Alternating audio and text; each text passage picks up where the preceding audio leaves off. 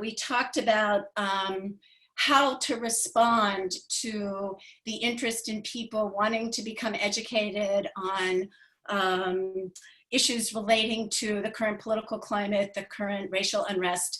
And so we asked Megan if she would put together a reading list of the resources that we have in our library, since there's no interlibrary loan available. And I'm sure everybody who's on social media lately has seen all these various anti-racism reading lists.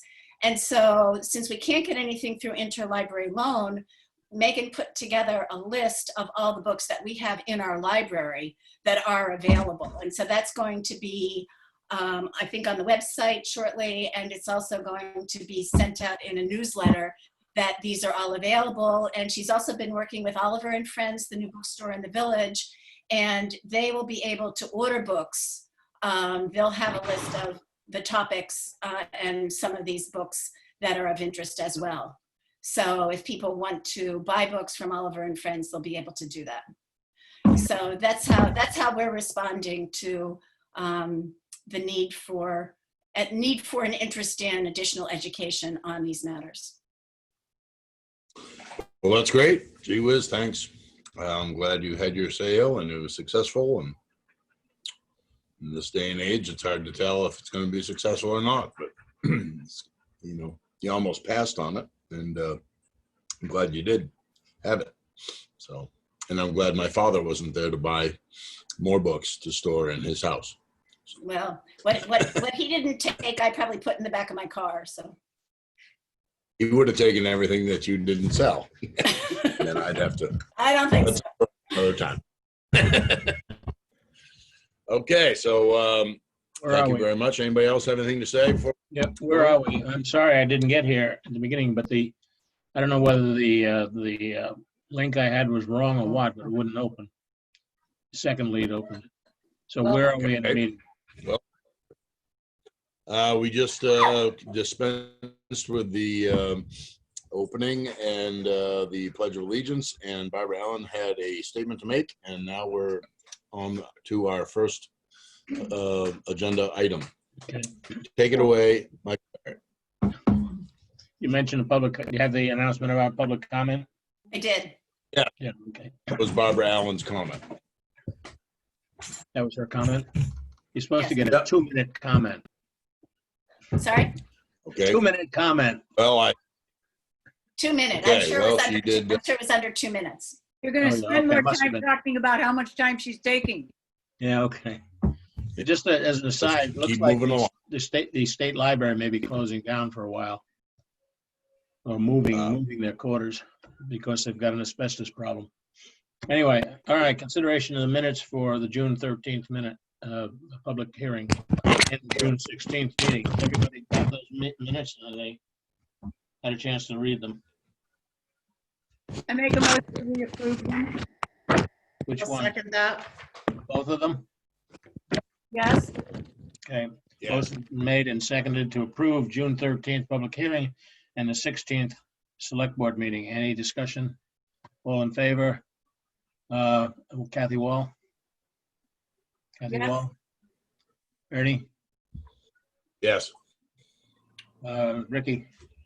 I will on the select board one, but I wasn't at the other one. Okay.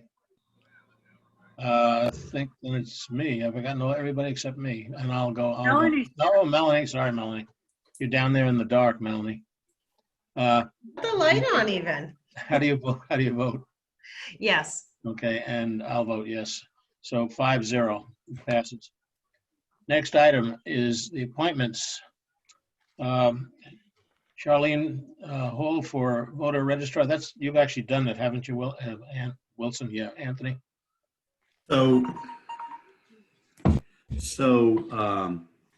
Yes, so the state law allows for the town manager to appoint the registrar. And since we lost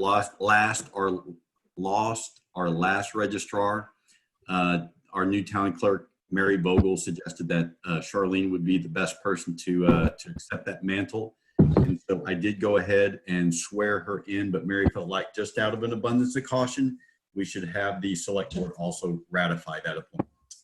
All right, we have a hear an appointment. Do I hear I can't even talk tonight. You've befuddled me so much not being able to get on. Welcome Right to here. my world, Mike. Say what? I said, welcome to my world. Do I hear a motion to accept the appointment of Charlene Huell as voter registrar? I'll make that motion. Second? Made and seconded. Any discussion on the item? Okay, all those in favor, Kathy? Yes. Ernie? Yes. Okay, thank you. Yeah. Ricky Yes. and Mel? Yes. And I'll vote yes, 5-0. Thank you very much. I think she'll be a good registrar. Nice time to be taking that on. Okay, Brian Bopan, Communications Committee. Is Brian here tonight? He is. Where are you, Brian? Oh, he's not. He's on audio, I think. Is he? Yeah. Could you put his microphone on? Yeah, Brian? Yeah, I'm here. Okay. All right, and then Brian has been nominated for the Communications Committee.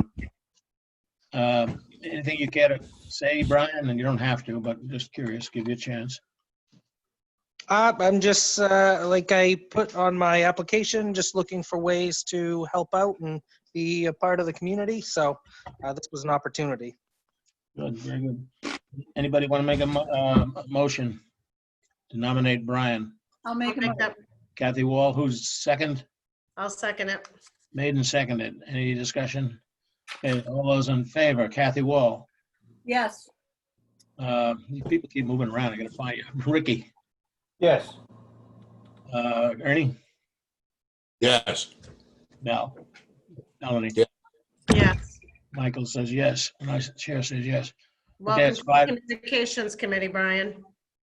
5-0. Brian, welcome to the board. Thank you very much for volunteering to do this. We appreciate it. Okay, the next one is one that's dubious. We may want to think about this. Somebody named Brad Shaw also wants to be on the Communications Committee.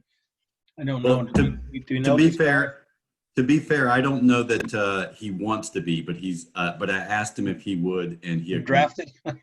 Yes. I didn't know we had that power. All right, well, good. Before he has a chance to say anything else, keep him muted. Somebody make a motion? I'll make that motion. And Second. made and seconded. All those in favor, Kathy Wall, Yes. Ernie, Yes. Ricky, Yes. Melanie? Yes. Are we gonna let Jay say anything, though? Oh, there he is. Can I finish the vote? Can I please finish the vote? Mike, the chair also says yes, it's 5 in favor. I guess he can have 30 seconds. Well, I prepared like a 40-slide presentation that I was going to Okay. do on the history. of Save it for communication. the end of the, save it for the end of the meeting tomorrow night. At the end of the meeting, you can do all you want. In that case, I'll wait because tomorrow night I get to run the meeting. Pretty good. Thank you all. I'm looking forward to participating. And we appreciate your willingness to do it. Okay, Welcome aboard, Reevaluation. Jay. say what? I said, welcome aboard, Jay. Welcome aboard. Reevaluation of public health concerns in town operations, including the library and election day. Town manager, you to handle it? Sure. So let's talk about the library for a second. We mentioned this briefly at the last meeting, and the library trustees discussed this last week. So Barbara and Megan, you guys please jump in when you feel it's appropriate. But we'd like to open the library by appointment as soon as possible. And so here's the proposal that was discussed and endorsed by the trustees last week. Is that anyone who enters the library would be required to wear a mask at all times. That's patrons and staff. Hand sanitizer would be provided to patrons upon entry because they may be handling materials. So we want them to have hand sanitizer before they start doing that. And obviously we would ensure that people remain at least 6 feet apart. The book browsing, as I said, would be by appointment and would occur in 30-minute intervals. Patrons using the computers may request additional time, which the librarian on duty could allow. but the appointments would not exceed 1.5 hours. And we would have no more than 2 patrons in the library at a time, one at the computer and one in the stacks. And as I mentioned, the library trustees did endorse this, so I don't know if either Barbara or Megan would like to discuss anything more about this. Of the board, any questions from the board? No, it seems very clear. Would you say it again, please? I said it seems very clear. Okay, that's what I thought too. Do we need, not that I'm not trying to stifle you, Barbara, but do we need to hear any Yes, more? you are. Mute her. You took too much time to begin with. Okay, Do we well, need- make do it, we need make to- Do we need to ask questions of anybody, or are we ready to vote?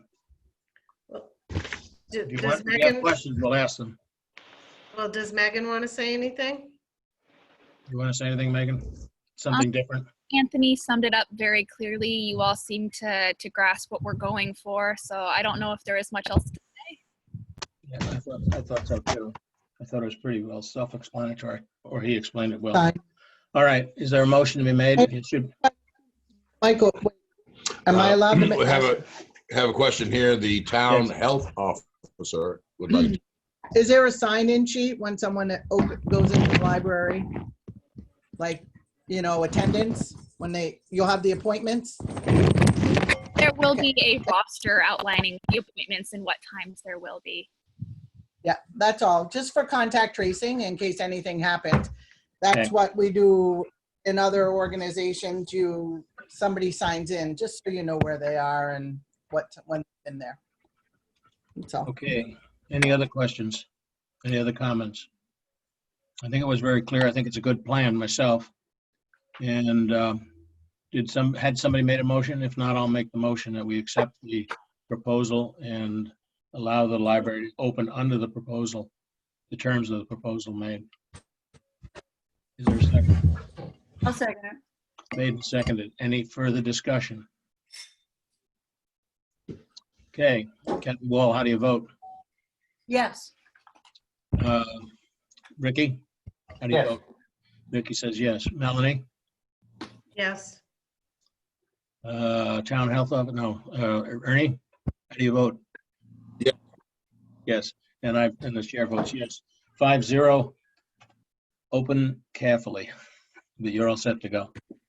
Thank you, Barbara. Thank you, Megan. I don't see anybody else. Anybody else here from the library board? Okay. maybe Diane Dowd. Tom, she might be on Tom's account. Well, she's not on screen, it's just a name. But Right. thank you, Diane Dowd, too, if you're there. All right, election day. Yeah, and so just a few other things here in the memo. I want to touch just briefly on Camp Golden. We gotten off to a slow start. We don't have a lot of students attending. Last week was, of course, a holiday week, so I think a lot of families took the week off, and it rained quite a bit as well.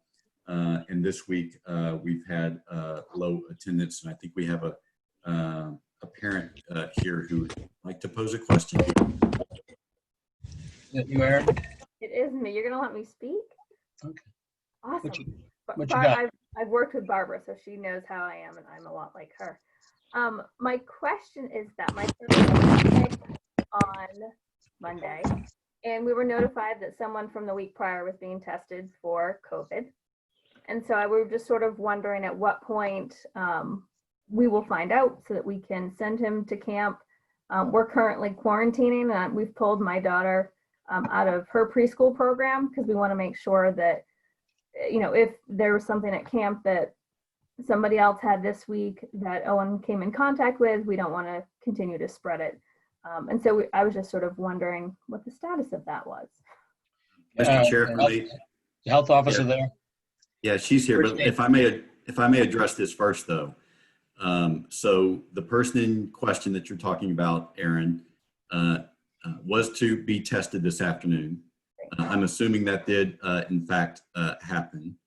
And then, we'll get the results, whenever we get the results. Hopefully that will be tomorrow, but, that's out of our hands. As soon as we learn the results, we will communicate those to the parents. And so I want to reassure you and the rest of the parents that our recreation director, Lily Schubert, our health officer, Christine Merkins, who is a registered nurse with, decades of experience, and myself have been in a lot of contact with one another. And Christine has really helped, and I'll unmute her here in a second, but there was some feedback there. But Christine has really helped us in determining how we need to address this situation. And one of the things that she said right off the bat that I completely agreed with was we need to be as transparent as possible. And so that's why Lily alerted the parents and the families as to what was going on just as soon as we knew what was going on. She was fantastic because I think we were notified within an hour of dropping our son off. And so we immediately went and got him. Yeah. And so that will continue to be the case. As we learn more, then we will be passing that along to the families. Now, Yes. what's all the interference in the sound? Excuse It me? sounds like somebody's crinkling up a bag. I had a question for Christine. What do you want, Melanie? What's your question? Well, I was just going to ask if we do run into this situation and there are parents who voluntarily keep their children home while this is pending. In all of our planning, I don't recall us having a conversation about refunding folks part of their. We'll be happy to do that. That's a separate question, actually. So let's finish on this. Christine, my question to you is, how much are we permitted to divulge? How much are we permitted to know to begin with? And how much are we permitted to divulge? We have to be really careful regarding that person's privacy and who that is, but we can know if somebody's been, if there's been an exposure or they've been presumed positive.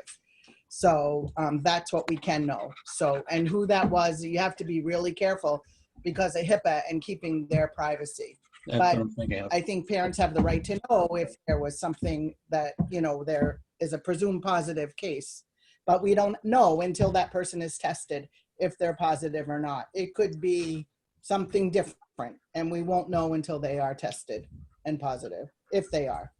If they come back positive, what has to happen to the rest of the people that were in contact with them? Do they all have to be quarantined? They have to be tested? They may. I'll have to reach out to the CDC if that person or they come back and they're positive. So I will have to reach out to the CDC for that and for guidance there. So, but I think when I talk to Lily and I talk to Annie, everybody is wearing masks. They are doing self-monitoring and they are really following the guidelines. So actually that is what you're supposed to do. You're supposed to follow those guidelines, and that's what they are doing until we know otherwise. No, I'm not suggesting they weren't, but I just wanted to know how much we can know and how much we can tell. And if you would reach out and find out, well, I'm hoping this person is not positive. He or she strained a throat screaming or something like that. But we need to know what has to happen to the rest of the people that had contact if the person is positive. And if you could check on that, we'd appreciate it. I can tell you what the guidance that I have currently is that we all self-monitor and continue to wear masks. So until, that's what we've been told, but I will reach out further. And I reached out to my contact today and said, do I notify the CDC? And they said, not until we know if the person's positive. Okay. And then they'll do the tracking actually, won't they? Yes, they will. Yeah. Mm-hmm. Melanie? Okay, so if the person is positive, then does the quarantining go into effect? So any of the children who have come in contact, anybody else there? So would it in effect shut down the summer program for the next 2 weeks? Well, that's one of the things that Christine has to check on, isn't that correct? Yes. Christine and I have already talked about this, and if the results come back positive, we will shut down the camp for at least 2 weeks. Okay. Yeah, we don't need, well, like I say, I'm hoping this person is not positive, but if he is, we got to take care of it and hope that doesn't spread to the other kids. All right. Anything more on that issue? Well, So and I do, yeah, I do want to answer Melanie's question. And yes, we will refund any unused days or let's say a family has paid for this week, but they haven't paid for a subsequent week and they decide to come in the future, you know, we'll make it right with them. Who's sneezing? You're not wearing a mask with the sneezing. All right. Is there anything more on public health concerns, town operations? Yes, and Election day. no, Election well, day. just the election. I was just going to let you guys know that when you next see Mary Vogel and Charlene Houle, I hope that you'll give them a pat on the back and an attagirl because they are just working their tails off with this election. It's really unprecedented what we're seeing right now. Cheryl Cook was in our office today and she was saying that she's never seen turnout like this for this sort of an election. And, you know, the number of people who'll be voting on the warrant articles is far going to surpass, she said, the biggest town meeting in her memory when the Center for All Seasons was built. To date, we've processed somewhere in the neighborhood of 600 absentee ballots. Wow. And that's a much more, that's a much more involved process than just a voter showing up at the polls. And keep in mind, we're essentially doing 3 elections at one time. We've got the state primaries, we've got the town election, and then we've got the school election. And each one of those elections has two ballots. And so it is a real logistical challenge processing, you know, that many ballots. So, so we're swamped. But I always try to find the silver lining, and I think the silver lining is this is going to be good preparation for what we anticipate seeing in November, when I think we could see a record turnout for the presidential election. Otherwise, the only other thing I wanted to report on was just that the town office has returned to our Thursday evening hours, so we're now open until 7 p.m. On Thursdays, and so as you talk to people, you might help us spread the word about that. Before we go on, Aaron, did we answer your concerns or your questions? Did you let us speak? Yes, you did. Thank you very much. Good. We're going to be as careful as we can with all your kids and all the kids on this. So, all right. Anybody else have anything else on public health concerns they want to discuss?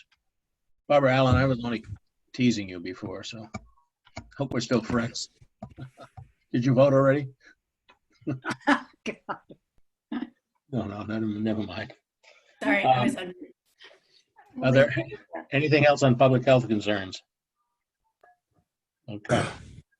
Discussions, consideration of the following environmental events. The shredding event. We're going to have a big shredding ceremony, huh? You want to speak to that, Jay? That was your idea. Or do you want to talk about it, Anthony?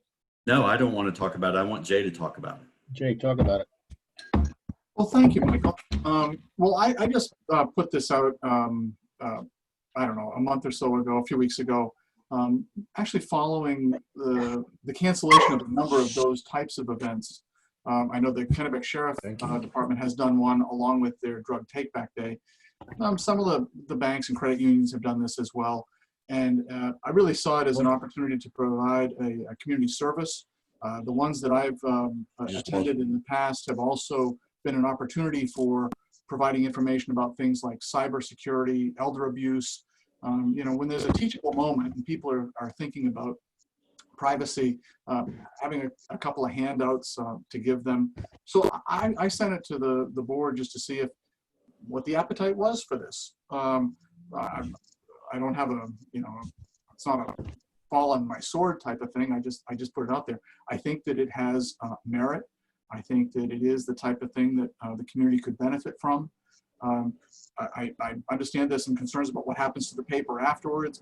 I've worked with shredding on site for years, and I know they recycle all of the paper that they get. So I just put it out there to see what the willingness of the Board of Select people was to consider something like this. if not this year, perhaps in the future. I know we did one, Ricky may remember, but it seems like it was probably maybe 10 years ago or something. We did a drug take back day and a shredding event at the transfer station. I only remember it one time, and I was not on the board at that time. But so I put it out there to you all. I think it's a great service, but that's where I am with it. What do you know about these events, Anthony? So I'm familiar with them because we had them twice a year where I came from, and they were wildly popular. You know, it was a nonprofit organization that actually organized the event. And so they would contract with a shredding truck for a flat fee. And once the truck filled up, then the truck drove away. It was first come, first serve, and people were allowed to bring up to 5 boxes of documents for shredding. And the nonprofit, you know, accepted donations, and people were so appreciative of the service that they were pretty generous in their donations. So, you know, as I wrote in my memo, I've proposed this very thing to KV Cog because I think it could be a good partner event for their household hazardous waste event. You know, initially I thought, you know, it's a great idea and I support it. I'm not sure that this is the year that we would want to spend money on it. And that's what I wrote in my memo initially. But since then, I've had a chance to analyze our budget, and halfway through the fiscal year, we've only spent about 1/3 of the transfer station budget. So, you know, if we wanted to do something like this year, I do think we would have the means to do it financially. Any comments from the board? I think we should do it. And the reason why I say that in part is because I think that these are difficult times, and I think that it's an opportunity for people to do something that's sort of on the positive side. I don't know what the cost of something like this would be, so I expect you folks to educate me. But I like the idea of it. I think it's a good idea. I think it's could be a positive thing for the community.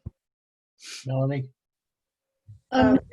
Is it possible if we do the shredding event that the paper that is recycled gets baled at the transfer station and we then generate recycling income from it? You know, if you guys would like, I'd be happy to explore what the cost and the possibilities are. I think that's a good idea if we can find a vendor who'd be willing to help us in that regard. And so, you know, if enough of you guys support it, I don't mind doing a little research and finding out more about what would be involved. Well, we'd have to have more research. We'd have to have more information before we could decide to do it, I think. Yeah, I don't think we're here asking for a decision tonight, but Just discussing the issue, yeah. But if you guys are supportive of at least exploring it, then we'll go off and do that exploration and come back to you with the facts. Yeah, the vendor may use the value of the shredded paper to defray the cost to us too. So that's the other thing to consider. Mr. Chairman, Yes, this is Susan Littlefield, and I know it is. and I just wanted to weigh in on this particular issue. I saw Mr. Bradshaw's note to the board in the package, and it raised some questions to my mind. And I prepared a brief memo, which I'm not going to read, but I would be glad to share my thoughts with you by email if anyone wants my thoughts. But they really boil down to if the last I knew, the recycling center accepted office paper as an item that would be recycled. And I would hate to see, if that is still going on, I would hate to see this sort of event undercut the efforts of the recycling center to sell unshredded office paper. And if one might say, well, you're only talking about confidential information in this shredding event, but I have experienced when businesses throw everything in the shredder.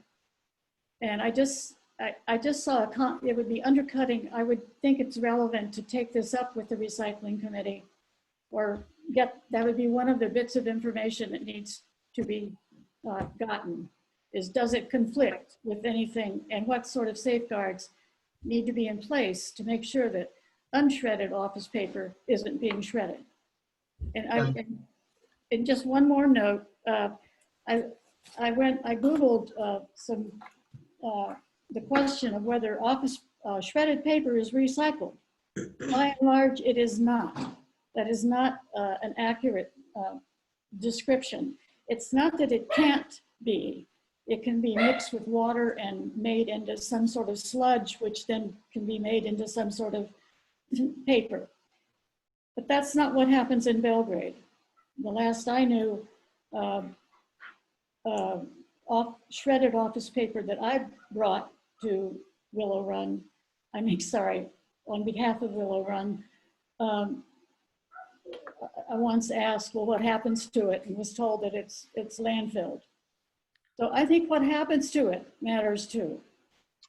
And Anthony, that's some of the things you could be investigating when you do your investigation, Anthony. You hearing me? Yes. Okay. I can tell you our personal experience is that in one of her, I'll get to you, Mel, in a second.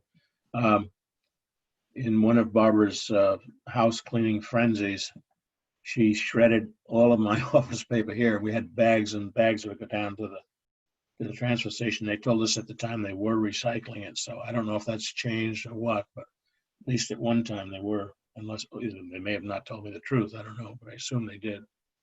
How long ago was that? If I might ask? This last spring. Well, things might have changed. Yeah. Since Melanie, did you have something?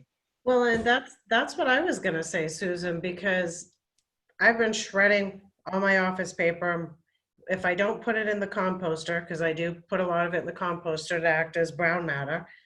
But what I do bring to the transfer station, and all the years I've been doing it, I've seen in some instances where they start a bale with unshredded and shredded paper that people bring in their bags goes in the middle so that it keeps getting compacted. So I was not alerted to the fact that we weren't recycling it, or probably would have come up with a new plan. Well, it's just, to my mind, a question that needs to be asked. Yeah. And that's something that Anthony can look into, bring it back to us, and we'll put the question before us and decide what to do, whether to go ahead with Jay's suggestion or not. Jay, did you have your hand up? I was just gonna say, I mean, I have firsthand experience with shredding on site, which may or may not be the vendor selected for this. I've had contract with them for probably over a decade. I know for a fact they do shred. They do recycle, because that was, when I was with the state agency, it was a requirement that any of the office paper that was shredded had to be recycled. And so they did. Whether all do or not, I don't know. But I think it's a great question. And I think it's among the things that should be addressed before you make a final decision. Okay, for the board, does anybody object to Anthony looking into answering these questions for us, bringing it back up later? Nope, I think it's a good idea. Everybody agree? Yeah. Ricky, you too. Ricky shaking his head yes. And I got 2 thumbs up from Merkins. Okay, good. You have your orders there, town manager. Okay, roadside litter pickup program. Now, Susan Littlefield suggested that, or you submitted a novelette about on this subject. So do you have anything you want to say, Anthony, or should I let Susan Littlefield address it? Susan, please. Susan, address it. You have 2 minutes. Okay, well, look, in front of you or in your packet, there is a summary of my thoughts on my recommendations after the experience of last year. And I'll just say that in brief, that I thought I didn't think it was very successful, and I'm not sure I would recommend doing it again unless the model for delivering the program were a little more relaxed, less formal, takes advantage of the fact that there are many, many people out there already picking up litter in the streets on their own in Belgrade. What we did is laid a huge administrative management mantle over 10 people who were fairly resistant And I think we need to look at how the program is delivered, use volunteers as partners in this, partners in the planning, and not just as laborers, which we tended to do. We didn't have an overall purpose. The word beautification came up, I think, when the pilot project was first suggested back in 2018. But that's not a purpose that can be evaluated, and it was kind of silly, really. And so how do you evaluate it? Is it the number of volunteers that show up and work and do it and enjoy doing it? Do we weigh everything? That seems a little burdensome to me. I just think there are a lot of questions that came up that I'd be glad to share my concerns at a later date if a group of people get together and want to talk about it, implementing a program like this again. If we were to reinstitute this program, Susan, what do you see your involvement being? Would you be willing to chair it, or? Not unless it's, actually, no. I'd like to see it just planned. I'd like to see it look different. The program look different. So it's got to be my way, I guess. Yeah, if I can chair a program that I like the looks of, but I'm not sure I would do it as a. What we would do with that committee, like we do with all the committees, we'd look for you to bring us recommendations. And frankly, this is a program that, again, like a lot of the programs, bring us a program, and if we like it, we'll adopt it. If we don't, we might ask you to make a few modifications, but basically it would be your opportunity to put together something you'd like. I'd like to see more than you involved in it, though. You know, as you say, some citizens, and I like the idea of asking the participants to help plan it. So maybe you could get hold of some of those folks. But some of the participants that participated last year, or the volunteers, involve them in the planning of it over the winter, say. Well, let me ask the board. What do you think of this proposal? Should we reinstitute this program? I don't know if we have enough information to, Susan talks about, thank you very much, Susan, by the way, for your work on this and your great long report here, which I read. I don't know about other people. Yeah, I read it too. I read it, but you also made it's some great concise recommendations, which I thought were really good. And I guess before I would say yay or nay, I would want to know what your program might look like, or maybe, am I being a little premature for that? But I just think that if it was going to be Susan Littlefield's program, I'd like to know what Susan Littlefield's program looks like. Well, and Susan Littlefield would like to share the planning with other people. I sort of got left holding the bag last year, and I didn't enjoy that very much. And I really, I'm a collaborative person. I don't like, I like collaboration and sharing ideas and coming up with a good result, a fair result. And I don't want to run it myself or plan it myself. We're not really proposing to adopt this program tonight anyway, Kathy. Yes, I understand that. Yeah, it's mainly, I don't want to send Susan off and have her spend a lot of time on this and get other people involved if the board has no interest in pursuing it. And that's, I guess, what I'm asking now. Does the board have the interest in pursuing this, assuming we like the plan that Susan and her committee comes up with? Anybody? Melanie? Well, I think when we first started this, it was a pilot program, and we knew there were going to be some bugs, and it was based on programs that had been successful in other areas. But clearly you've identified some of the issues that we may not have thought about ahead of time. I was actually looking for the appendices because I wanted the rest of the data. I was like, what? I'm left holding the bag here, Susan. Whoever has the study right now, I don't know, Anthony, do you? who- Yes, ma'am. It's in my office, so In your office. anyone who wants the appendices or index, I'd be happy to share it with them.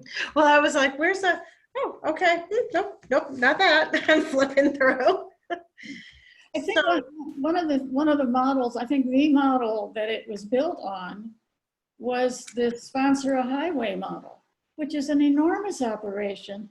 It largely consists of businesses pulling together and adopting certain sections of the road. And I think that's the way that this was seen, except that individuals would adopt sections. And it doesn't really need that kind of, there are some other thoughts I have about it. Well, whatever program we adopt, assuming we adopt something, we're not developing a CCC program. It doesn't have to be very formal. There has to be some guidelines at least. And I think that's what you're talking about, Susan.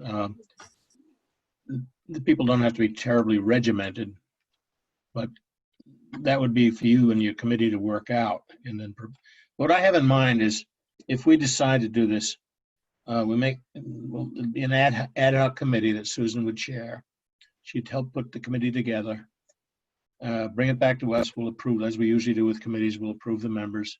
And then you go out and put something together and bring it back to us. And if we like it, which I assume we will, we'll adopt it, or the board at that time will adopt it. Otherwise, we won't. But I just don't want to have you go out and spend a lot of time if we're not willing to pursue it. If you think it's a waste of time, then I don't want to say waste of time, but if you think it's not something we should be spending our resources on right now, we'll let it go for now. But if Susan's going to work on it, I'd like to know that she has a chance of getting this thing adopted. You making myself I clear? think that's reasonable. I think one thought is why some people think there's a lot of trash out there. Well, there isn't a lot of trash out there. There is on the West Road. Well, yes, but there are some places, but it's not everywhere, Well, So, thank you. I think those are good ideas. do you have anything to add, Anthony? Yes, I hope that this program continues in some form or fashion. I think it's really good for the community, and I agree with Susan. When I came here from away, I was very impressed by how little trash there is on the roadways compared to where I came from. And so I think that's a credit to the community, and I think there are people who embrace the environment here and would enjoy the opportunity to get to contribute to it in some way. And I was hopeful that we'd be able to address this much sooner, but COVID got in the way, and so it seems like kind of a late date. But we still have the safety vests, we still have the trash grippers, and we have some bags. And so I'd like to just go ahead and publicize the fact that we have those tools available for anyone who'd like to use them to pick up trash along our roadways.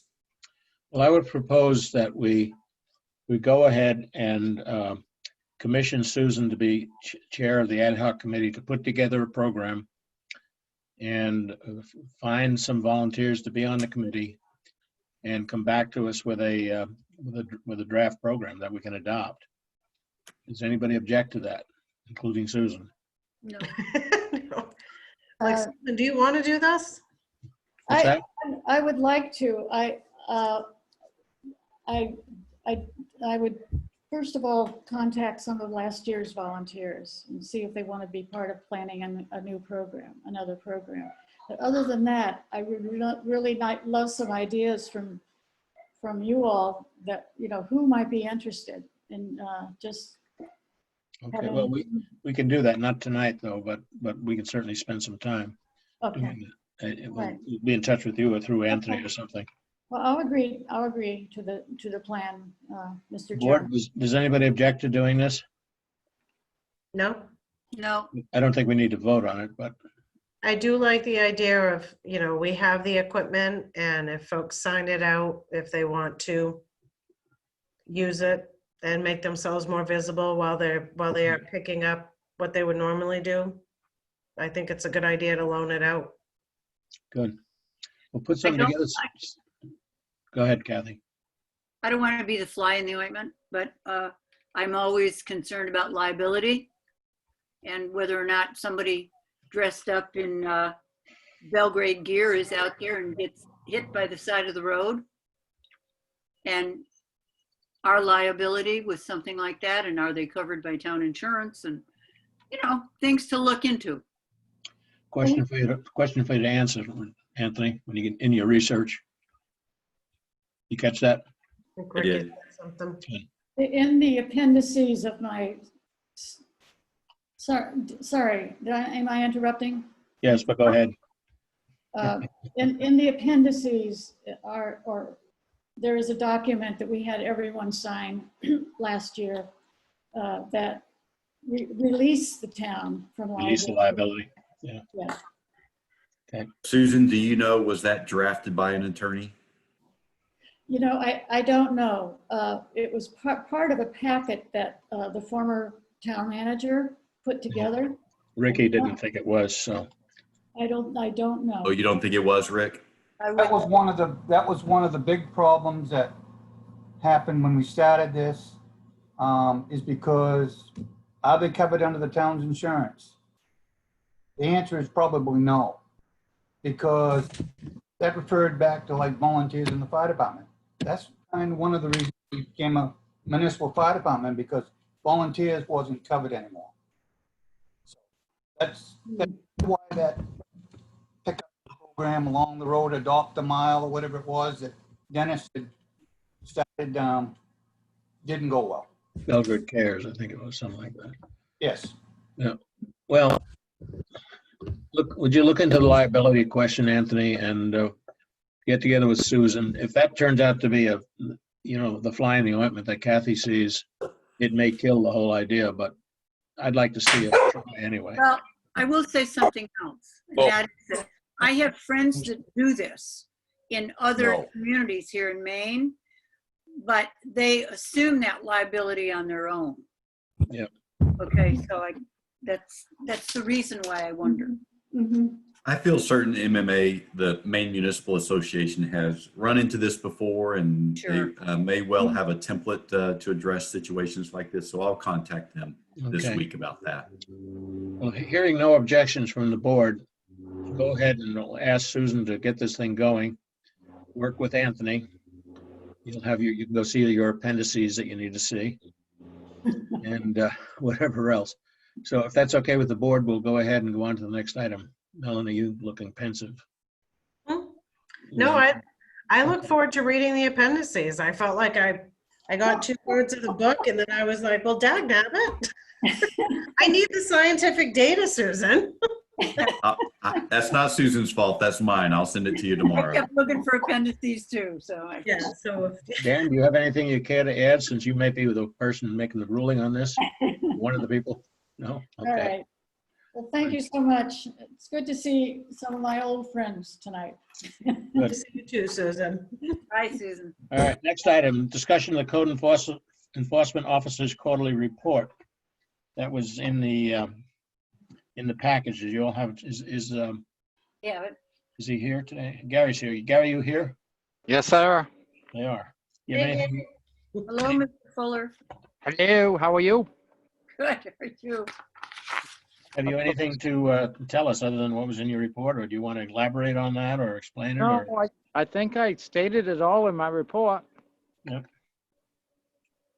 Any questions from Anthony? You got anything to add to it?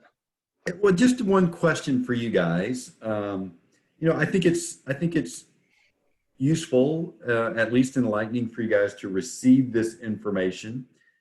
I don't know that it necessarily warrants an agenda item. What would you guys think if I had Gary send you a quarterly report and you had a chance to read it and look through it, and then if you had questions, then we could invite him to a select board meeting? Board? I like hearing him. Come by the town office Bye. anytime. Thank you. Tuesdays through Thursdays, Kathy. You'll get all you want and more. He's even better in person, Kathy. I'm fine with that. Now, one of the questions I do have for Gary is, the burning question is always, have there been violations? Because, this looks nice, like who's building what?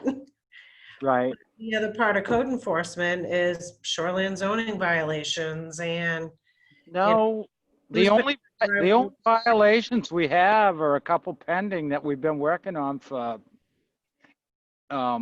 forever. Down on Should- Sandy Cove and the Sean Grant thing, but that's about it.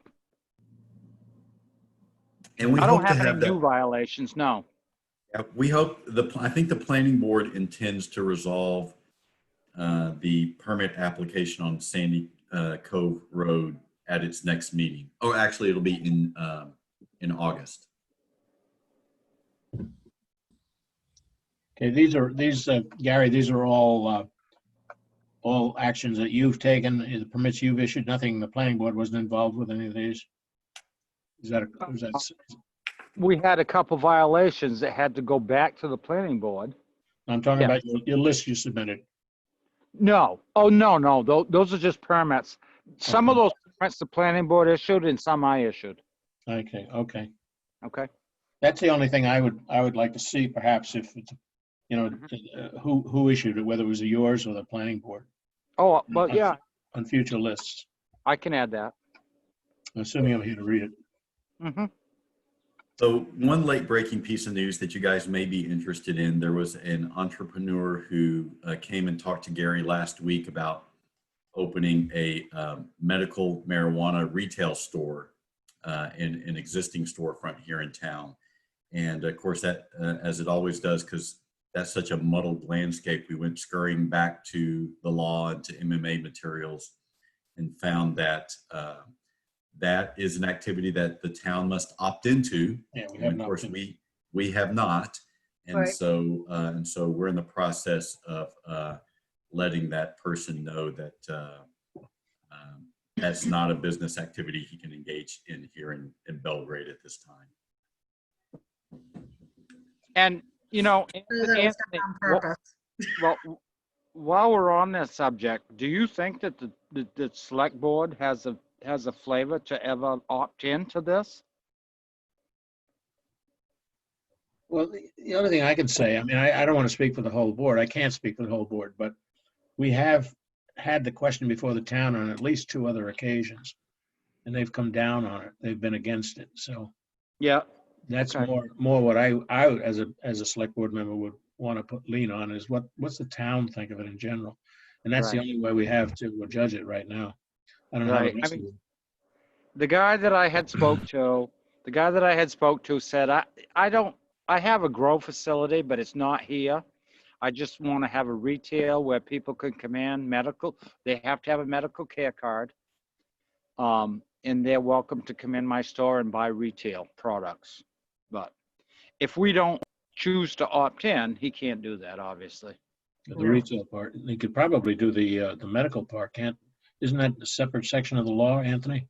So Yes. yes, so we do have caretakers in our community, and as you mentioned, Mike, that's a whole other animal than a Yeah. Retail site, and so that is allowed. That is not something that a community can opt into. It's just sort of automatic.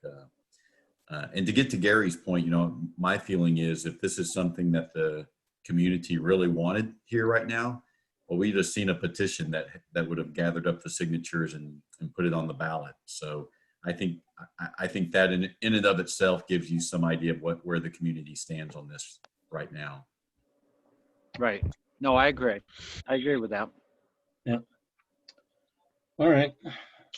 Any other questions for Gary? Thank you, Gary. Thank you, Gary. Keep up the good work. You're welcome, Melanie. You're welcome, Michael. Thank you. Anybody else? All right, next item. Consideration of salt well contamination committee membership. Anthony, you want to speak to that? So the DOT contacted me and let me know who their committee members are going to be. It's going to be Dwight Dowdy, whom you are all familiar with, and Jamie Andrews. And then 2 names that are less familiar to me, Ravi Sharma and Dave Philbrook. We asked for you guys to send me nominees for the town's team. And we got 4 nominees. They are Melanie Jewell, Jack Sutton, Dan Newman, and Gary Mahler. You all, of the people named, you all in agreement to serve? I am. I know Melanie is, and Jack, I think I saw a letter from you. Gary? Can you turn Gary on? Yeah, you're muted, Gary. Hold on, you're muted. Was there a letter There we from go. Jack? It was Jackson, an email. Jack sent an email earlier today. While I was working. Dag nabbit. Gary, you willing to serve? I've got 2 questions. Yeah. The first one is I don't see an affected landowner on that committee. Shouldn't there be one? Good Why? suggestion. Well, because they're the affected people in the community. But what we're looking for is a long-term solution that takes care of all of the landowners. I understand that. I understand what you're looking for. I'm just asking the question. Shouldn't there be an affected landowner on that committee? Have you got a suggestion who we could contact? Well, I think, isn't Carol Johnson's nephew over on Baxter Point, isn't he affected? I don't think so. I don't know if he is or not. I was under the impression that he was. Are you talking about Andrew Dallas? I think that's who I'm talking about. Yeah. I'm not sure that they're impacted by this. This is more centralized there in the triangle around the cemetery. They may be drawing from the lake anyway. I don't know. I think it ought to be neutral people on this. Should be what? They should be neutral. They shouldn't have any effect to this. It shouldn't be their property that you're talking about. I know where Gary's going, but I really think it should be neutral people, that it's not affecting them or anybody else that they know right in that area. There's nothing preventing the committee from listening to people that are affected if they have comments, if they wish to say something, drawing people in as spectators, as that type of participant. They can talk, they can voice their concerns, they can do whatever. But I tend to agree with you, Rick. They should be, I was looking for people who I thought would have the town's best interest and have the knowledge of town workings and the problem to do what needs to be done. In the case of Dan, if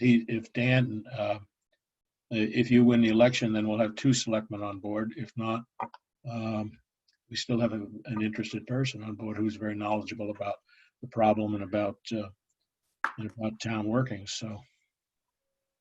Then my second question. Yeah. This board is going to come up with suggestions. Who accepts those suggestions? The state is involved here. Does the state dictate what happens? As far as on the town side, they'll have to go to the town, have to go to town meeting, anything that, especially if there's money involved.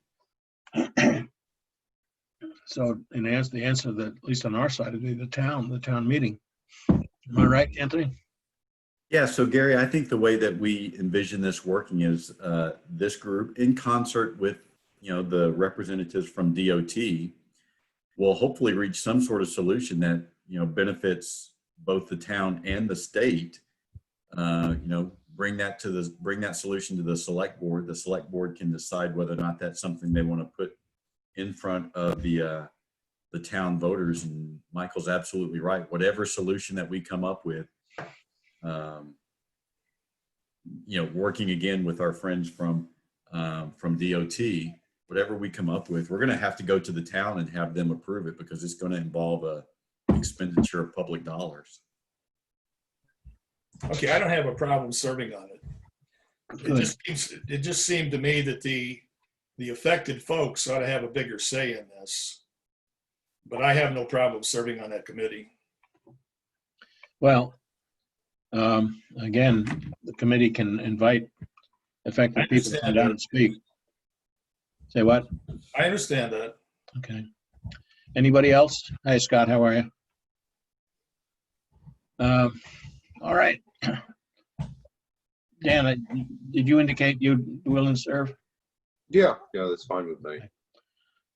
Well, does anybody have any objection to those 4 people being on representing the town in this on this Oh, issue? I think it's a good group. Good group. Good, thank you. Yes. Yeah, I agree. All right, do we need to vote on it? Well, just to cover it, I'll make a motion that we accept Gary Mala, Jack Sutton, Melanie Jewell, and Dan Newman as the town's part of the committee with the DOT to discuss the salt well issue. Second? Made and seconded. Any further discussion? All in favor? Kathy? Yes. Ernie? Yes. Ricky? Yes. Mel? Should I abstain? Yes. No. Good. No, you don't have to. We'll still have a vote, so I'll abstain. You're not, all right. You're not going to gain anything for benefit on this, so really it's not a question of that. But anyway, I'll vote in favor. So we will say it's 4 and 1 abstention. So folks, Congratulations. Huh? so folks, what I'll do now is I will get with each of the 4 of you and decide what times, days, time of day and dates might work for you to meet with the DOT, and we'll try to schedule some discussions with them, either in person or via Zoom. One of the things I'm sorry, Melanie? Say prior to the first meeting, will we have a chance to perhaps weigh in on like what we want for materials so that we have things that we can be referencing? Certainly, certainly. That everybody has all the same information. Yeah, okay, and that's a good idea. You know, we should probably have a powwow among the 4 of you beforehand so that everyone sort of starts off singing from the same page of the hymnal. Anthony, I got a question for you too. Do you know if any of those people from DOT are attorneys? Are they going to have their attorney there that kind of like what they did when they met with us? That I do not know. Let me do a little research into 2 of these names, Rick, and I'll get back with you on that. One of them might be. One of them might be, but check them out. Dave Philbrook isn't. He is not? Okay. I know him. Okay. He's the one I had the most question about. So if that's the case, Yeah, then I don't no, think there are any lawyers. He's not an attorney. Wasn't the one Ruffy, or was it Ruffy or something like that? Anthony? Yeah, Robbie Sharma. His background's in plumbing and Right. wells and things like that. Thank you. So one of the things I did want to mention, though, is I did have an affected property owner who came by last week and talked to me and just really expressed his frustration about the lack of progress, and was pressing me that, you know, the town should just make him an offer. He's ready to sell his property.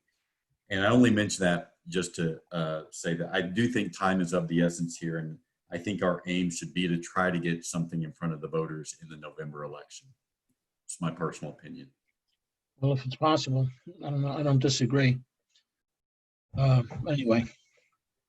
All right, so we voted on that. Yeah, we did vote on that. All right, and your ad hoc, you do not need to be sworn. Good. That's it. The next item is the warrant. And Ernie, will you mind covering for me? I gotta step out a minute. Okay. I don't have the warrant right in Ernie, front of me. why don't you let me read the warrant number and the total amount? I have it right here. So we have 2 warrants. The first warrant is warrant 89, at a sum of $242,911.12. I make a motion. Second?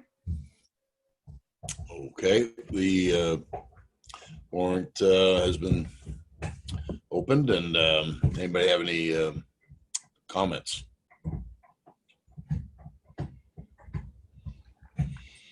Melanie? Okay, so page 4, if we could look down, we have under Hammond Lumber, supplies for the speed sign. Yes. What's that? So you may know that we got that new digital speed sign from DOT. That was something that was given to us free of charge. And so that is meant to be portable. And so you sort of have 2 options with that. One of them is to put it on a trailer that you haul around. We don't really have a trailer to do that. Didn't want to spend the money on a trailer. The other is mounting it to existing signage, which means that you have to get the permission of either CMP or the DOT in order to do that. And it is quite a lot of work to mount it and then unmount it every time you want to move it around. So Chris Dutil came up with a third really good option, which was just to build a stand for it. And so it is now attached to a big wooden base that he built. And that way it's easy for us to move around, but not so easy that someone would want to walk off with it. And so you can see it right now. It is down on the lower west road as you're entering into the village. Okay.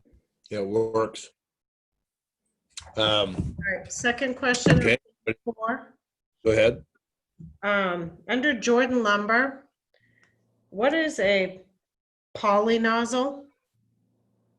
That's $177. That was for fire and rescue. Rick, or Dan, do you guys happen to know about that? Nozzle. Goes on the end of a hose, probably.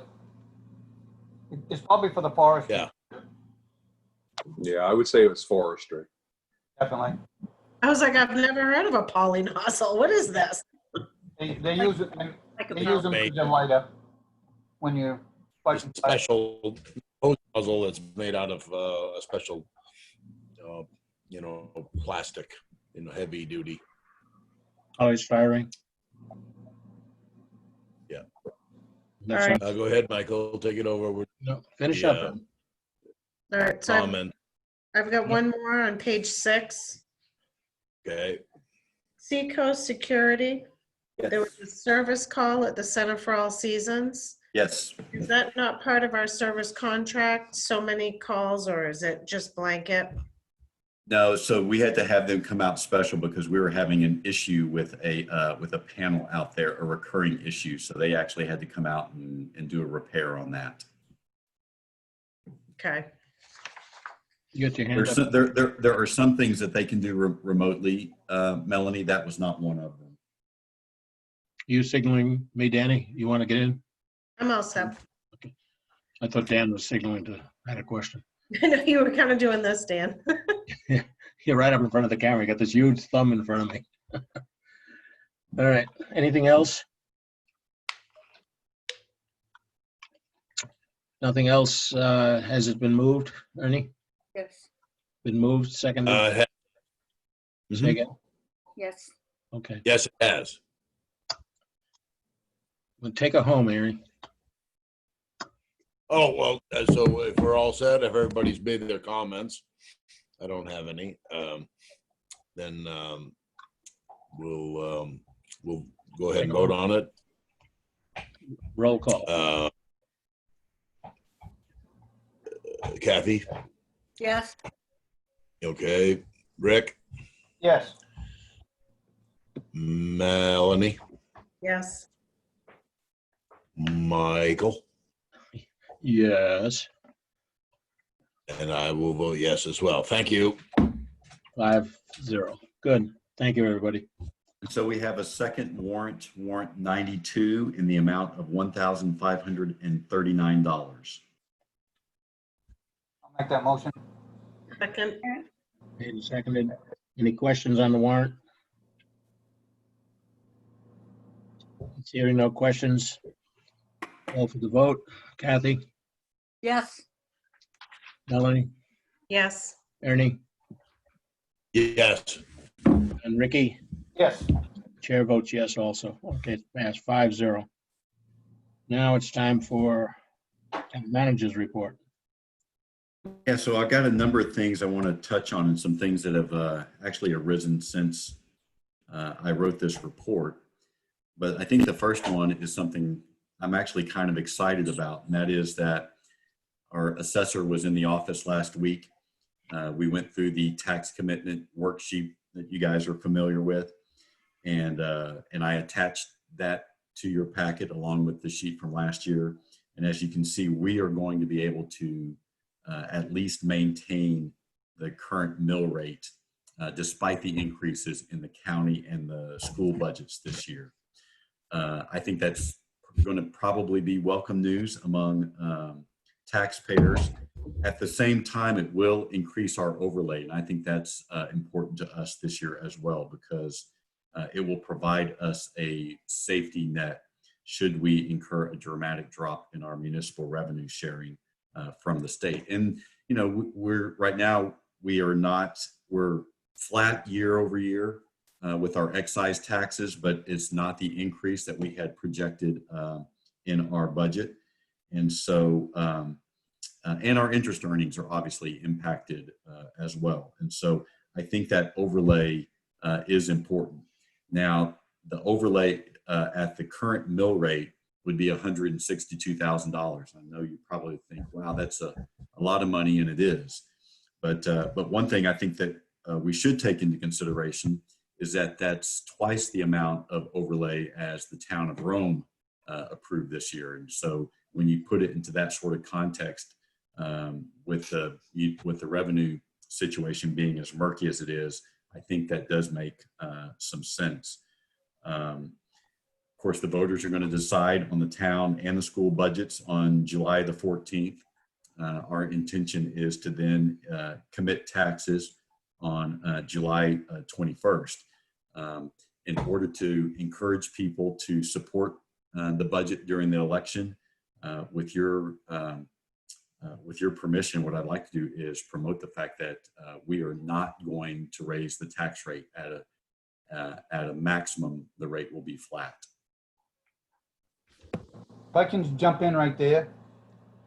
How can you do that? We haven't voted on it yet. That is so that is true.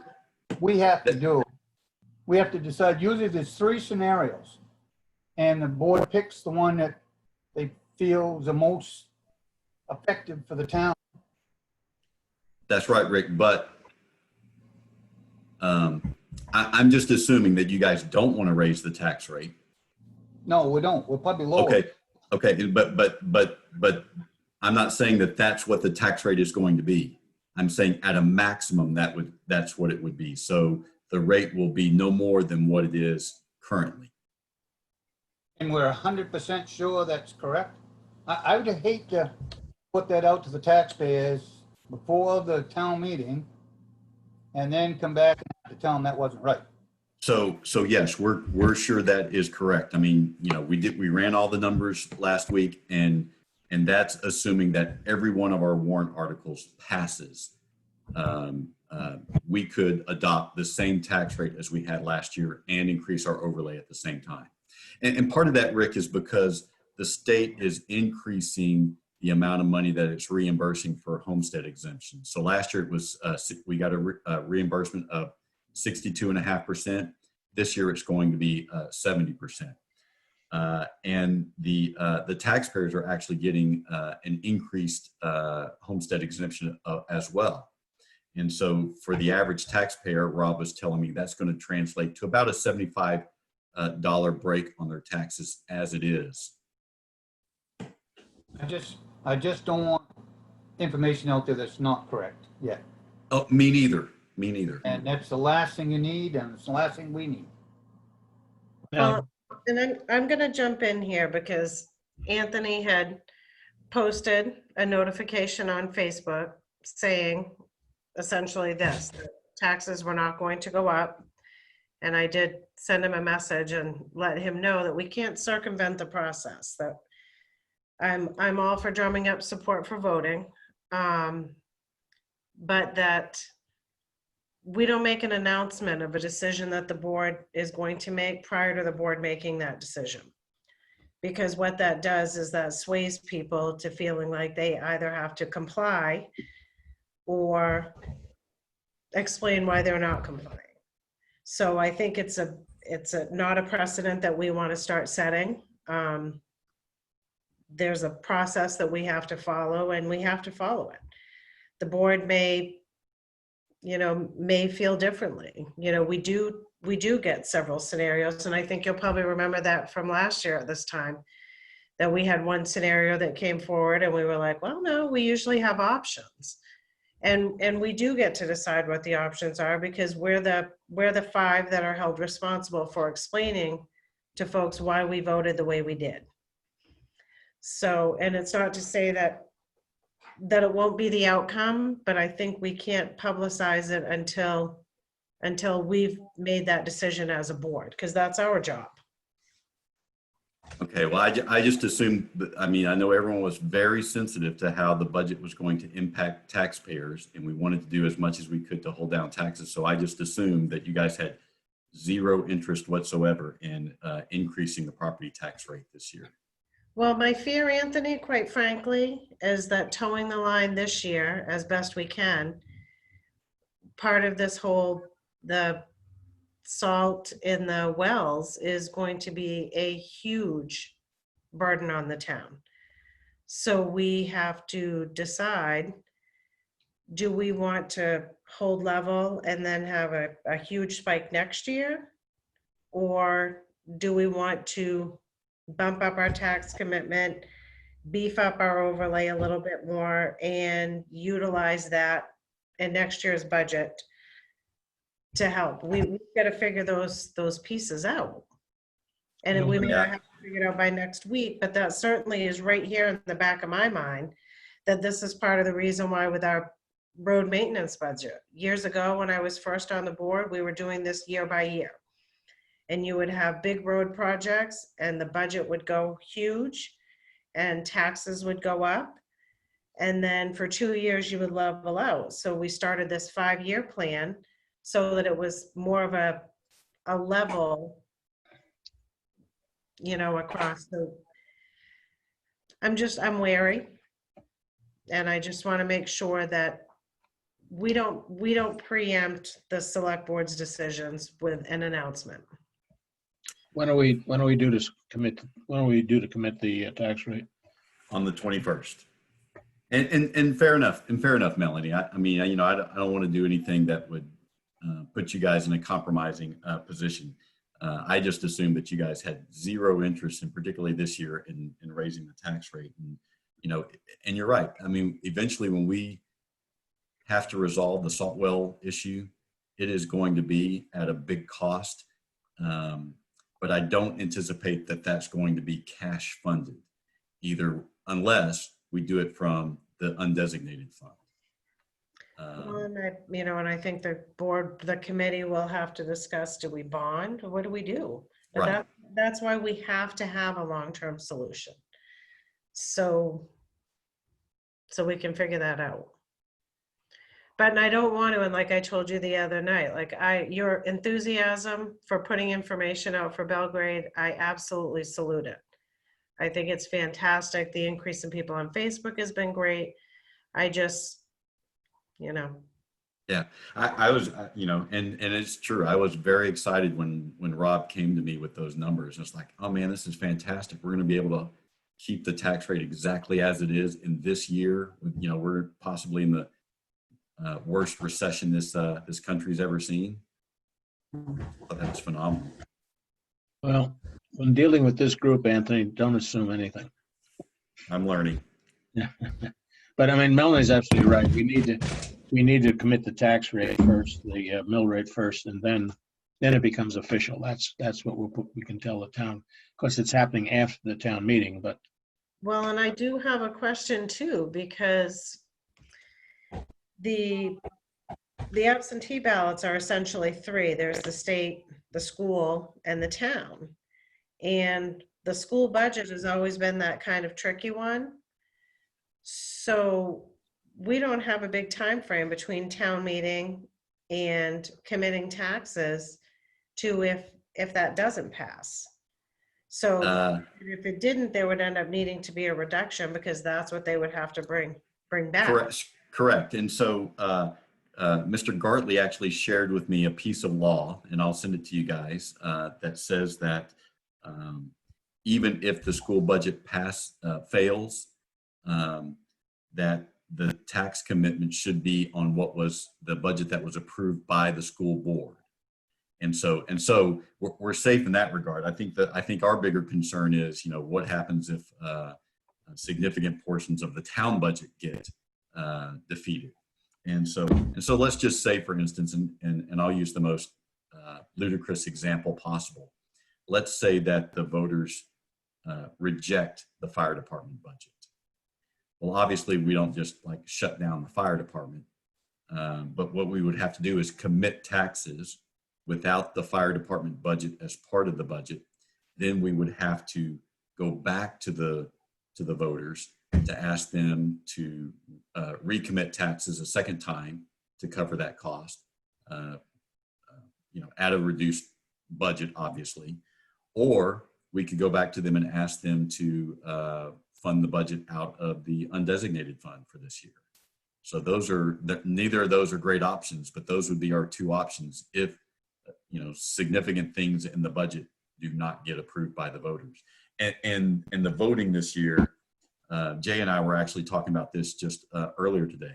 The voting this year is going to be a total wild card because we've never had 600 people plus vote in, town meeting on a secret ballot. And we're not able to, stand there and give them the context that they can usually get to understand why the budget figures are as they are. And you're going to have people who are going to be voting on these things who've never voted on them before and probably don't understand them. And, God only knows, how they're going to fall on those issues. So it's going to be wild. I did say to Anthony, We'll find out. he thought he was coming to this sleepy little town in Maine. Yeah, we're doing fine until he came and brought the damn virus with him. And as far as litter on the side of the road, we cover that with snow. So you don't see. It practically biodegrades by spring. That's right. That's right. By springtime, it's gone. That's where I put my shredded paper. On the subject of speaking to the town, just as a reminder, this Thursday, we have another hearing, the final hearing on the budget.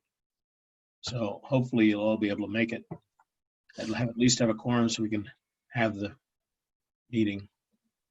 So What time is that? That's at noon on Thursday. Oh. So, and I'll send you guys a reminder about that. So just a couple more things I wanted to touch on. We've gotten great positive response out of Mary Vogel's promotion to town clerk. And as I said earlier, she's just working her tail off right now, which is terrific. And we've already got an experienced deputy clerk hired, and she's going to be joining us on the 20th. Hope they understand if we don't actually go in and pat them on the back until after the pandemic. Okay. Good. So, and you guys know, because I forwarded this to you, but we did get the executed consent judgment in the Brightside case yesterday. And so with your permission, I'd like to go ahead and distribute the published statement that, or the public statement that Mike Hodgins and I worked on so that people will understand what the resolution of that case is. Yes, I'd like to speak on this. Go ahead. When I have some time, I do a lot of thinking about this. This is the first time, and we've been in many lawsuits, that we're going to put out something like this out in the public size. I know it's public information. I think, I don't think we ought to do that. I think if somebody's nosy enough or wants to know what happened, they should go to the town office and ask. And you can show it to them. But as far as this, I think you're putting neighbor on to neighbor. You're looking for neighbors to watch what everybody's doing. That's not what this town is all about. Come on, guys. You guys think that's right, go ahead. I'm going to vote against it. I just don't think it's right. If I was in business, I don't think I'd want that out there. You know what? They can come to the town office and thank you. Anthony, why do you think we need to do that? Well, because I think the town invested a couple of years and $50,000 in adjudicating this case. And I think that the taxpayers have a right to know what the resolution of the case is, especially when that level of public dollars went into it. And I too have been involved in many municipal lawsuits as a communications director, and we communicated to our citizens what the resolutions of those cases were in every single case. And this is not a low-profile case in Belgrade, and I think that we should be transparent about what the results of that are. I don't And, think we're and, hiding and, anything. I don't and- think we're hiding a thing, but I gotta tell you, I just don't think it's good. I just don't think that's good business. Maybe you did it in your place where you came from, but we've never done it in Belgrade, and we've had a lot bigger cases than that. It's taken a lot longer to deal with. Yeah. Well, I would tell you, I would tell you, Rick, I think it was a mistake in those cases as well. You know, I think that now we're doing a lot of things that we haven't done before. When you look at what Melanie mentioned previously with our communications on our Facebook, you know, we're up over 900 followers now. When I got here, I don't think we had 200 of them. You know, we got a better website now than we've ever had before that allows us to communicate better. And I think the quality of the newsletter is better right now. So I just think that you know, this is part of being in the public sector. You know, when I first got hired, my salary was in the newspaper, and my wife hates that. She hates that. And I just say, listen, if I didn't want my salary in the newspaper, I'd go get a job in the private sector. And so what we do here, whether it's comfortable or not, you know, is in the public eye.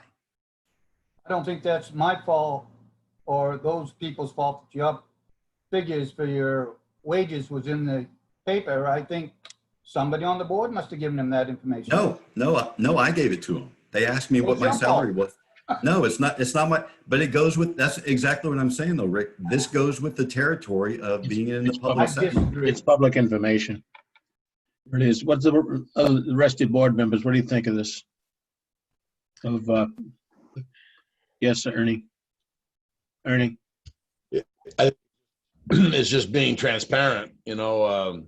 This is part of the board's work. There are some people in town that are aware of this case.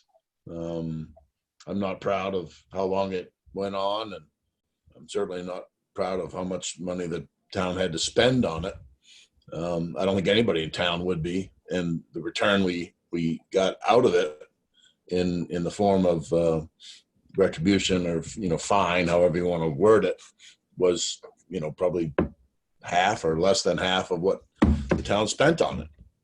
And that sucks if you ask me, and I think for a lot of people in town, they'd probably feel the same way. But on the other hand, ordinances are put in place to be enforced, adhered to. You know, I don't want to squash business in town, but I think it's important that, you know, the townsfolk know that if there's an ordinance, we're going to stand up for it and enforce it. That's what Gary's job is all about, to a large degree. And it doesn't matter if you're you know, running a you know, sort of a quote unquote illegal marina, or if you're, you know, decide to put a pig farm in next to your you know, in your housing development. You know, there's standards that have to be adhered to, and that's what we're here for. And, you know, I don't think we need to make a big neon sign and, you know, have it flashing on the town sign what this was all about. But I think it's being transparent. It's letting everybody know that this is what the outcome of this case is. I think it's kind of a sad part of the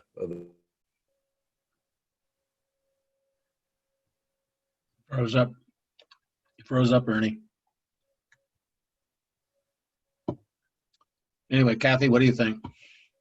I think of it not as a personal thing. I think of it as this is town business, and town business ought to be transparent. And it's that simple for me. It needs to be and Augusta posts their legal notices. Hollowell, you know, a lot of the towns that I have been associated with post their legal business in the newspaper. You know, I'm used to seeing it in the newspaper, and I don't have a problem with it. Mel? I see both sides of it. I do feel uncomfortable with what it feels like, public shaming. And and the flip side of that is that, there were violations and,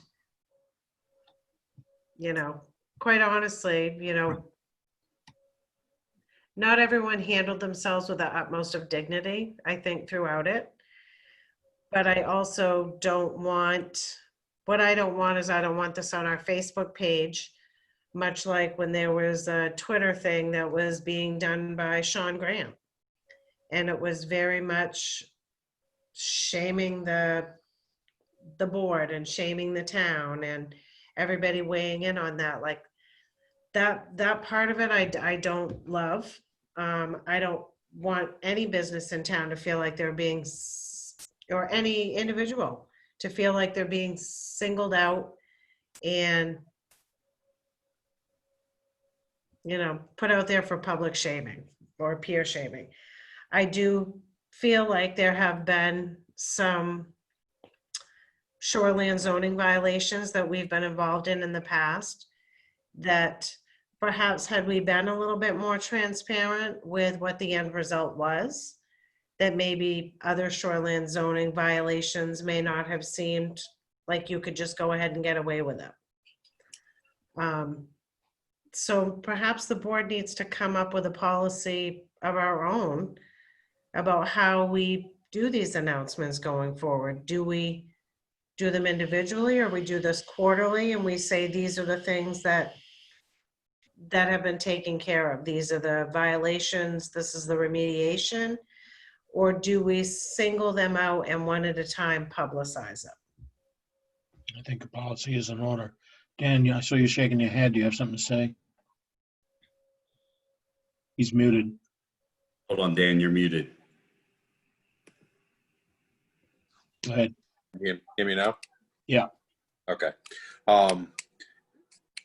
Because the board has never done it before, I think just doing it without having a written policy in place, you could be opening yourself up for a lawsuit from this person, because it's going to be all of a sudden, why did you do it for me and nobody else?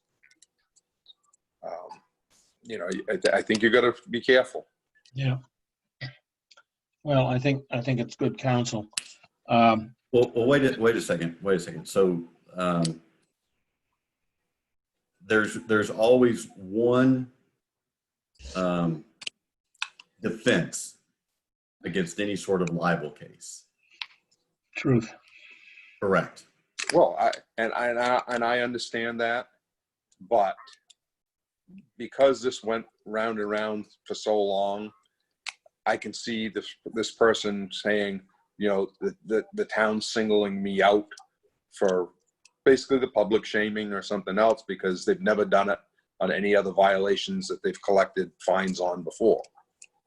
So I have news for you guys. It's not going to be Brightside that's going to be the focus of people's attention.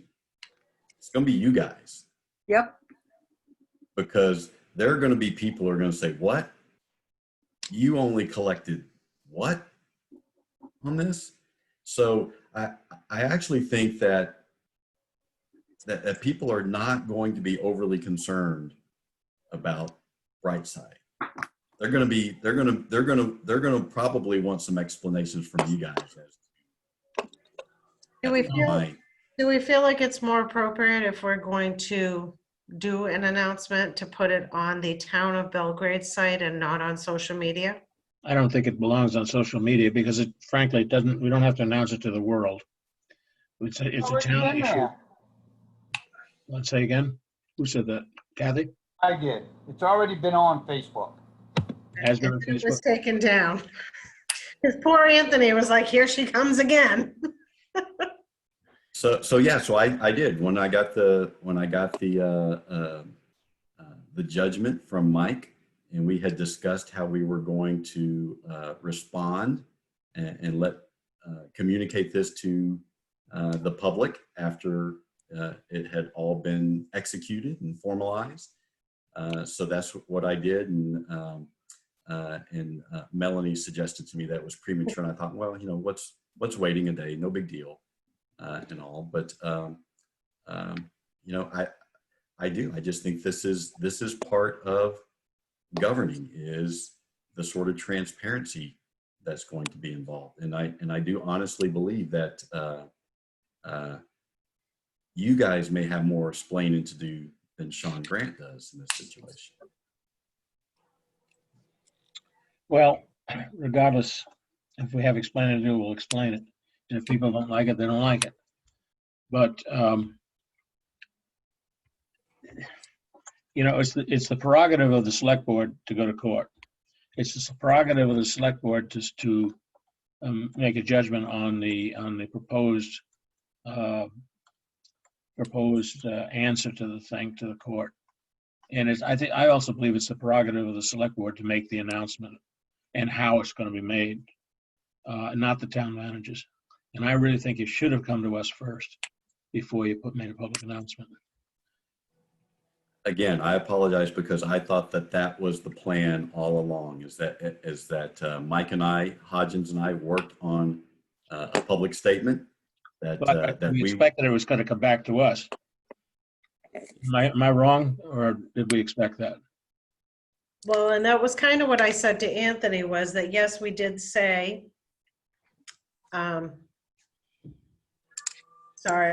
I'm trying to figure out how I say this and not have come out with information that we held in an executive session. But we had come out and said that there would be some sort of a statement. But I don't know that social media is the place to do it. Yeah. And I did say, can we hang on? Because the board really needs to decide as a board, yes, now's the time to put this forward. Well, and I would be comfortable, so my personal opinion, I would be comfortable with it going on the town website. Yeah, I think of the two, you know, I would agree with that. It's a town issue. It's not a, the social media is not the place, I think, to put a lot of this stuff. Some issues, yes, and other issues, no. I'm not a fan of social media anyway, as most of you probably know. But nevertheless, I certainly don't want to keep things away from the public. But publishing it on the town website is not keeping. That's being public. That's as public as anything.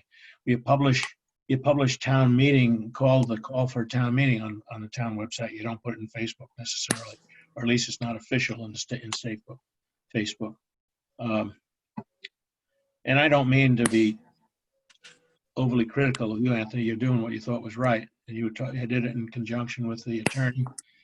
And we did talk about making an announcement, but I know personally I'd felt it was going to come back to us before it actually went out. So. Does that mean that we put it in the newspaper under the legal notices? That's pricey. Well, I'm just. Well, saying, I think I don't think it belongs on social media either, frankly. But I think just an announcement on the website should be sufficient. And the media is already aware of this, so there will be stories. If there's going to be stories, fine, but still, the official announcement ought to be on Facebook. Obviously, it should not be on Facebook. Should be on the town website only. Did we alert the media? So a reporter called me about something, and while he was on the phone, I said, you know, this arrived, and so you may be interested in it. And so he asked that I send him the consent agreement.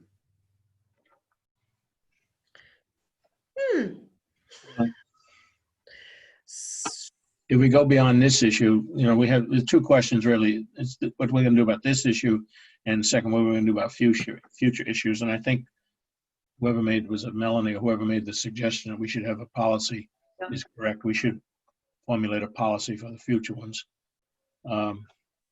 This particular one, I think if we just put it on the town website would be sufficient, and we're being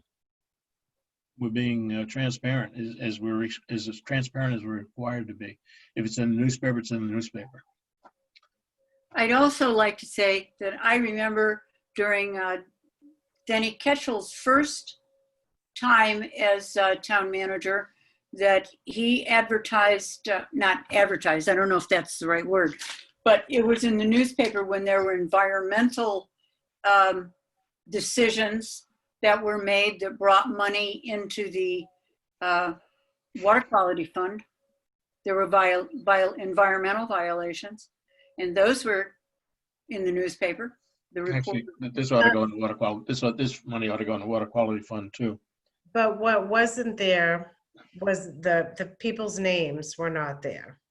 It was not the town entrance. It's been so long ago, I don't know. All I know is that I certainly knew who it was because the property was in the newspaper. Right. What was done that one we had years ago, it was before I was on the board, I think, that down in Pinkham Cove, that shoreline zoning violation, either Rick or Melanie, do you remember? Was there any kind of publicity on that? That's That was what the J-Bar property, was he's talking about now, but It was Dane Lane. it was Dane Lane. Yeah. It didn't, if I recall, it did not say names. It just said what the town had done, what the money that they'd collected from it. and where the property was. What's that? And where the property was. Yeah, where the property was, I guess. Yeah, probably. Yep. Jay, you had your hand up. Yeah, so as the newest appointed member of the Communications Committee, I really appreciate that Anthony put that out there. I think, Crisis Management 101 says that when stuff like this happens, you get it out fully, you get it out, you get it in front of people, and you deal with what it is. This has already been picked up by Main Biz today. And it's been in the media a lot. And I think to whoever spoke to the fact that the message that I hope the town sends is ordinances matter. Ordinances were passed by the voters. This case took 2 or 3 years. It continued even after a cease and desist order was put in place. This is unlike any other case that I can remember. And I remember cases where we had people tear down garages, we had people tear down attachments to their house. This is a big deal. And I shared with Anthony some of my concerns, and I'll reach out to each of you separately as a member of the appeals board, but as a member of the public. I appreciate that this goes out there. Now, I'm not a big Facebook fan either. So I can easily make a distinction between the website and Facebook, but I do think this should be out there. I think that to not put it out there sends the wrong message that the town is trying to withhold something that everybody knows about. But just get it out there, just deal with it, and let's go on to whatever the next issue is. Well, I've said it earlier too. I mean, I agree it should be out there, but it should be on the website. It shouldn't be in Facebook. These announcements don't belong on Facebook, at least coming from the town, period. Well, and I feel like if it's on the town of Belgrade's Facebook, that the select board should be deciding if there's an announcement to be made on social media, because then it does appear that it's endorsed by the select board. And we're the elected officials. So we are the ones who have to answer to that. And that's, I don't take that lightly. Well, So, it seems like if it's already been on Facebook, then that question is moot right now. But the official announcement, right down like an hour later, maybe a couple hours, but. well, it was on. But Yeah. the thing is that the official announcement ought to be on the website. And if you want to put the announcement on the website, I think the board would be satisfied with that, and speak up if you don't feel that way. Whether or not we should be using names other than just location, that kind of thing, that's something else. But one way or the other, we need to develop a policy for future before it's done again. I just think that these things should go on the town website, not on Facebook. Somebody who reads it on the town website decides they want to put it on Facebook, we can't help that. But, Right. But it's not coming from us or from whomever. Yes, Kathy. First of all, I forgot the first part of it, but anyway, I wanted the second part. That is that social media is a very real part of our lives today, okay? We have to accept that. Whether Pete doesn't use it or Sally doesn't use it is of no mind, because there are millions and zillions of people out there that do use it, okay? So that is the reality of the situation.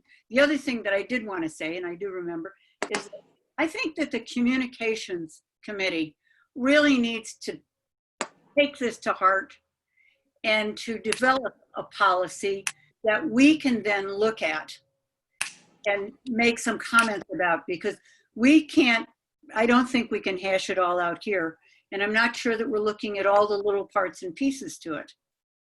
But I do think that it belongs in the communications committee, first of all, to make some decisions about where we're going to be putting announcements such as this, legal announcements, where we're going to put legal announcements, how we're going to put legal announcements, and, you know, just sort of have a general sense so that we're not stuck like this every time we're in some sort of a legal situation. Because I've lived in this town for pretty close to 45 years, and it's been sort of pretty erratic as to who knows what and how they know it and where they get their information and whether the information is accurate or not. So we need to take a bull by the horns. I don't have a problem with the communications committee advising us on something, but any such policy should be adopted by the board and not by the communications committee. Well, I mean, they should have a discussion and put forth some reasonable ideas for us to consider. Exactly. But the point is, we need to adopt the policy, or the board needs to adopt the policy, not that. Well, group. I'm not expecting them to adopt the policy. Okay. Well, they might. Not going to happen tonight, so we need to move on with this. Yeah. So How are my, we leaving this tonight? my Go ahead, Mel. recommendation or my motion is that the public announcement be made on the Town of Belgrade's website. Second. Anybody second that? Sure, I'll second. Made and seconded. Any other discussion? Shall we vote? Motion is to put this announcement on the website. Kathy, how do you vote? Yes. Melanie? Yes. Ricky? Nope. No. I don't know what happened to Ernie. He's disappeared. Just texted me, he lost his internet connection. Oh, all right. All right, and I'll vote to put it on the website. So that's 3 yes, 1 absent, and 1 no. Put it on the website, Anthony. Okay. Please. So, Please. No. well, since you asked nicely, Melanie. Not you. I felt the other night I was like, he's just not gonna pick up the phone. He's like, oh, no. We got to talk about that sometime. Had a guy even take a shower? No. I was like, oh Yeah, no. once a week anyway. All right. So What else? anyway, okay, We got more things on here. moving along. We're going to have the artisan show, which is normally at the Center for All Seasons this year. Instead, we're going to do it on the Village Green on August the 2nd and just spread out. So that's our plan for that. Did you mention Mary and the 2 promotions? 3 promotions, actually. Yeah, we did. You did, okay. So a couple of items about the planning board. Last week, they had a discussion about potentially having a moratorium on solar arrays until we can get an amendment to the commercial development review ordinance that addresses commercial solar arrays specifically. But before they launch into that work, they wanted to make sure that you guys are willing to consider a moratorium on solar arrays. And as you may well be aware, a moratorium does take the form of a ordinance. So that is something that the voters would need to approve. If you guys are interested in exploring that, their hope is that they would put a moratorium ordinance before the voters in the November election until we, again, had time to craft an amendment to the commercial development review ordinance that addresses these sort of enterprises. Does that give us enough time to really kind of study it? Yeah, so We do have some templates of some moratoriums from other communities and from the MMA. And you may know right now we're working with KV Cog on a rewrite of our subdivision ordinance. And the planner that we're working with assures us that we can accomplish that and an amendment to the commercial development review ordinance that would address solar and wind farms prior to the end of the year. And if we do accomplish that, then we could put both of those ordinances in front of voters at the March town meeting. Why are we rewriting our subdivision ordinance? Because it's 35 years old and it's wildly out of date. Yeah. Talked about, And in fact, Kathy, remind me that that's part of the comprehensive plan, correct? To rewrite the subdivision ordinance. Yes, it is. Yeah. Was it- Update all those ordinances. Go ahead, Rick. was this talked about at the last planning board meeting? Yes. It was. Huh, I listened to it. That's when they done, The one that was last Thursday night? is that the one when they okayed the solar farm? No, that was the meeting prior. So Okay. that discussion is what led to one of our planning board members proposing a moratorium until we can get some more regulations in place to ensure, mainly the concern is about how to decommission those sort of operations and ensuring that the developer has the financial wherewithal to do that. Would that current project be subject to the moratorium? No. Okay. It's already been About passed, future. correct? Say again, Rick? That one's already been passed. Yeah.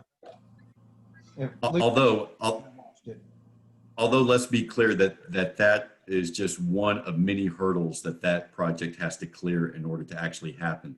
That permit was part of a larger permitting process through the PUC, and that process is a competitive one. So there's no guarantee whatsoever that solar array will ever be at that location. Sort of like the pipeline. That we had several meetings about it. We agreed to, possible tax deferments. There were all sorts of things and it didn't materialize. So the question again is a moratorium something that you're willing to consider? Because the planning board doesn't want to invest the effort into it if you guys say no, we're not interested in looking at that at all. Well, ultimately, it'll be a town decision anyway. So, I think it's worth looking into. It's worth seeing what they come up with. Let the town folks decide what they want to do. Yeah, there's got to go to the town anyway before, Right. Okay, So so I if the think planning it's board, if the planning board brings you a recommendation and a proposed ordinance, then you guys are willing to consider putting that in front of the town. Yes. Yeah, as long as it's something we can accept. Okay, good. Is that right? Anybody object to that? Nope, I don't. We No. need to know a little bit about it before we, Yep. Yeah, I think it would be good at some point for the Peter Rushton or somebody from the planning board just to come and talk to us about what they've got in mind. Well, what I'll do is as I said, I have a template ordinance from the town of Rangeley that just recently passed a moratorium. And so the planning board looked at that, and we actually have more regulations in place through our commercial development review ordinance than Rangeley does. But that'll give you a good idea of essentially it would just put a halt on any applications for permits for commercial solar arrays for up to 180 days. I think they should look at towers too while they're at it. I was just thinking we should have done that with those towers a long time ago. Well, what I'm thinking too is you might touch base with the folks up in Rome, because I think they have a wind ordinance already, and they may have a solar array ordinance. So just to see what they're doing. So I do have another piece of planning board news, and it's a sad bit of news. Roger DeRozier walked into my office today and submitted his resignation effective immediately. He cited some ongoing health issues, and so he's served for about 12 years, and he was a very solid member of the planning board. So So we will definitely miss Roger. And if you guys know of someone who you think would be a good planning board member, then encourage them to apply, or give me their name and contact number, and I'll be happy to contact them. Yeah, I'll keep in mind. Two other quick things. One is about the budget. And as I told you earlier, I did an analysis of the budget not too long ago, and we're in really good shape with the budget, with two glooming exceptions. One is the cost of the election. So when we crafted that budget in December, we budgeted about $10,000 for elections this year. Well, that was before COVID. And as I mentioned, we are we've processed about 600 ballots. We've had to print ballots like crazy. The cost of mailing out a ballot is $1.60 per ballot. And so we may easily spend that $10,000 on this election alone before we even get to the November election. So that's just an FYI. If at some future point we don't have enough other savings in the general government budget, we may have to go back to the town and ask them to approve more dollars for the election. And then the other item that is has been really expensive is our legal budget. So we've spent about 2/3 of our $30,000 budget on legal expenses halfway through the year. And I'm going to do my darndest not to call or email Phil Saucier or Mike Hodgins for the next couple of months at least. So, but I just wanted you guys to know that.